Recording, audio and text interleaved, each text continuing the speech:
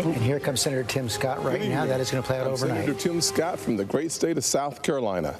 To all of you tuning in and participating in the political process, God bless you. This isn't how I pictured tonight, but our country is experiencing something none of us envisioned. From a global pandemic to the deaths of George Floyd and Breonna Taylor, 2020 has tested our nation in ways we haven't seen for decades.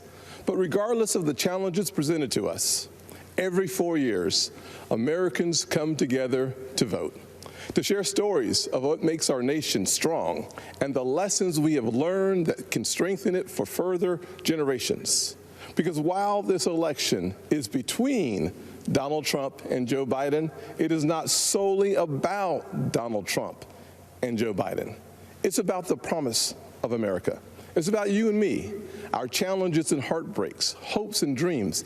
It's about how we respond when tackling critical issues like police reform, when Democrats called our work a token effort and walked out of the room during negotiations because they wanted the issue more than they wanted a solution. Do we want a society that breeds success or a culture that cancels everything it even slightly disagrees with? I know where I stand because, you see, I am living my mother's American dream. My parents divorced when I was 7 years old, and we moved in with my grandparents into a 2-bedroom home with me, my mom, and my brother sharing a room and one bed. My mom worked 16 hours a day to keep food on the table and a roof over our heads. She knew that if we could find the opportunity, bigger things would come. I thought I had to use football to succeed in life, and my focus on academics faded away. My freshman year, I failed out. I failed 4 subjects: Spanish, English, world geography, and even civics. Trust me, though, after 7 years in the Senate, I know I'm not the only one in Congress who failed civics.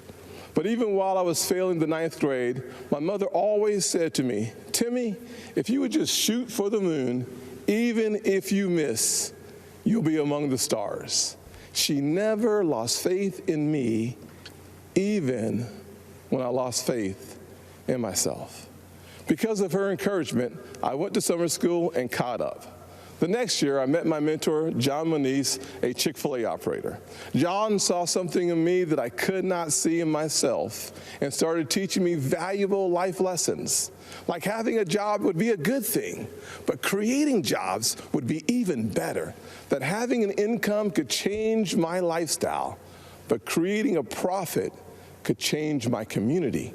He planted the seeds of what would become Opportunity Zones.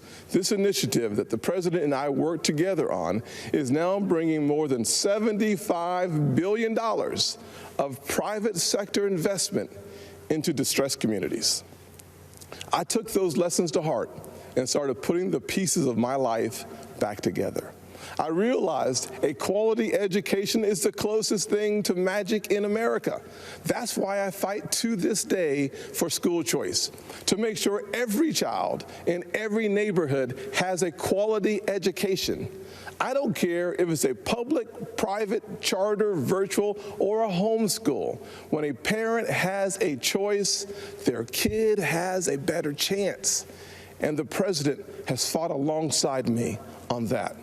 Later in life, I started my own small business. That's why I know it is critical for us to have a tax code that encourages growth.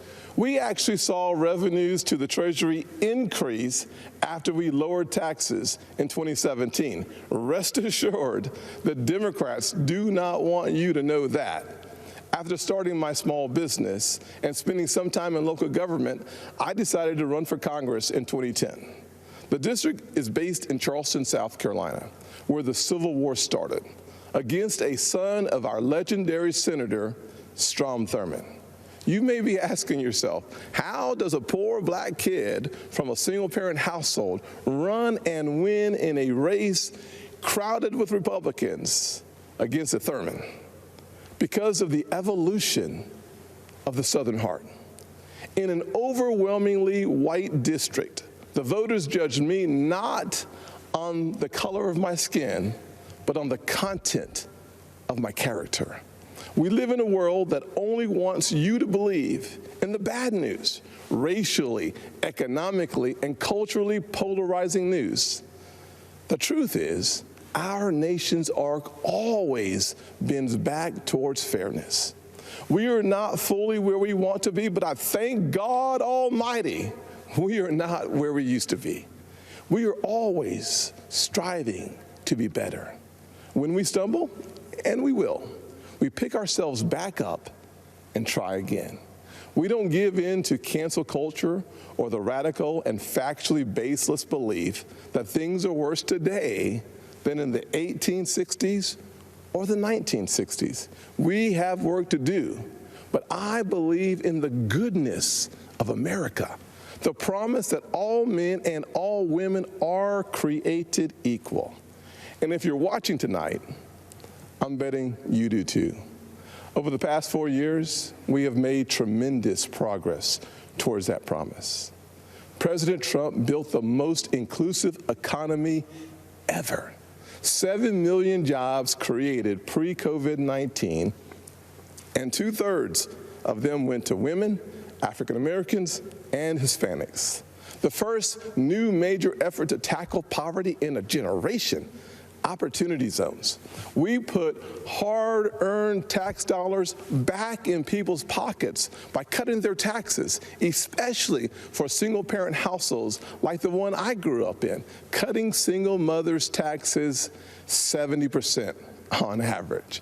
President Trump supported these tax cuts for those single moms and other working families and signed these policies into law, and our nation is better off for it. So, I'm going to ask you, the American people, not to simply look at what the candidates say, but to look back at what they've done. This election is about your future, and it is critical to paint a full picture of the records of Donald Trump and Joe Biden. Joe Biden said if a black man didn't vote for him, he wasn't truly black. Joe Biden said black people are a monolithic community. It was Joe Biden who said poor kids can be just as smart as white kids. And while his words are one thing, his actions take it to a whole new level.